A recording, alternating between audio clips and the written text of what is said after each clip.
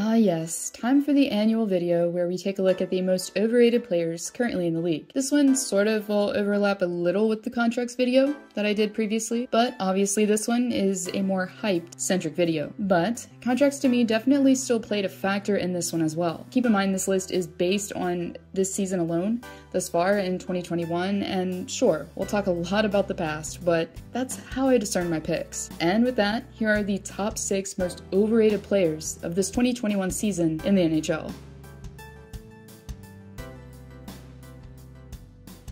Before I decided to commit to making this video, I decided to ask you all what you thought about this previous Hart recipient, and if he was truly overrated. While the results did seem rather conflicted, by a slim margin, yes was the ultimate answer. And really, if you were to have asked me last playoffs, I would have definitely said no, as Price literally stole games away from Pittsburgh, and was the ultimate difference maker. This is a guy that definitely commends respect, as he's highly decorated and has accomplished so much. But to me, regarding this season and this season alone, he hasn't lived up to expectations, as Mark Berger made it a point to bring in a more qualified backup in order to help shoulder some of the workload. So it was thought at the time that Jake Allen and Carey Price would be the ultimate tandem going forward. But along with the whole team's performance, unfortunately, Price's stats have declined drastically. And yes, there is that whole, well, the team's defense has been awful argument, which definitely hasn't helped, but if you look at Jake Allen's stats right now comparatively, you can clearly see that there's a little more to it. Currently 28th league-wide amongst all goaltenders who have played at least 10 games, Price, while on a lengthy contract sporting a $10.5 million AAV, is at this time, in my mind, the most overrated goalie in the league today. Coming into the NHL, Alexi Lafreniere had quite the reputation coming in, as the Quebec native had been on many occasions compared to the next one in Sidney Crosby, and for good reason. Just like number 87, Lafreniere was able to do what most players only dream of, as he, in more than one season, recorded points in the triple digits, while playing for Rimouski. Therefore, combined with his stellar performance for Team Canada and his final season in the QMJHL where he tallied 112 points, number 13 was projected to light it up upon his rookie season, as many predicted that he would win the Calder. But unfortunately, his rookie season hasn't went as well as the Rangers would have hoped, as the forward only has a pair of goals thus far. Definitely not saying that his rookie season is the be-all end-all, and he can't still be a great player or anything, just saying that his performance compared to all of the hype makes him, at this time, overrated.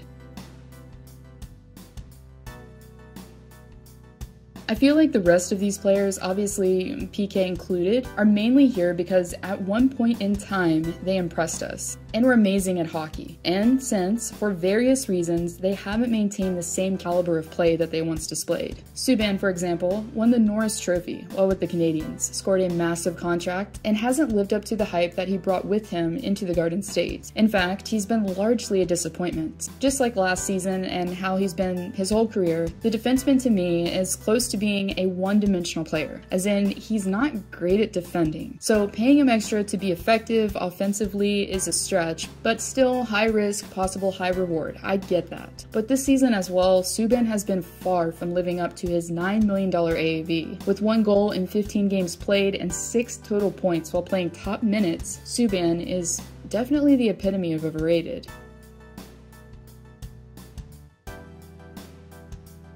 Just as I mentioned previously, like Subban, Hall had his own flash of brilliance, as he single-handedly put the New Jersey Devils on his back en route to a playoff spot, while recording 93 points and capturing the Hart Trophy for the 2017-18 season. But since, the forward hasn't been able to reach the bar that he previously set for himself. And thus far while in Buffalo, number 4, while costing the team $8 million on the season, has only been able to score a single goal in 17 games played. Yes, the Sabres aren't the greatest team, but honestly, the Devils weren't either when he managed to net 39 goals in 72 games. Granted, to me, knowing what he's capable of, paired with his cap hit, 12 points in 17 games played, just isn't cutting it to me. But yeah, I'm just a Penguins fan who doesn't watch this guy night after night, so what do I know? Well, here's a nice little clip of the biggest Sabres fan that I know, Melanie Martin, letting Hall have it, you know, for a little dramatic effect.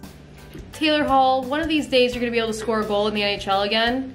I hope it's for this team. Yeah. I swear to God, Taylor Hall could easily have like 7 or 8 goals right now, and he only has 1.